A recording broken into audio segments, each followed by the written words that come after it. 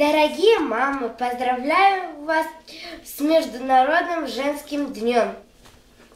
Самое прекрасное слово на земле – мама. Это первое слово, которое произносит человек. Оно звучит на всех языках мира одинаково нежно. У мамы самые добрые и ласковые руки. Они все умеют. У мамы самое верное и чуткое сердце. В нем никогда не гаснет любовь.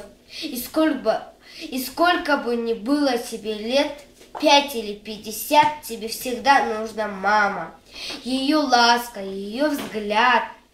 И тем больше твоя любовь к матери, тем радостнее и светлее жизнь. С праздником вас!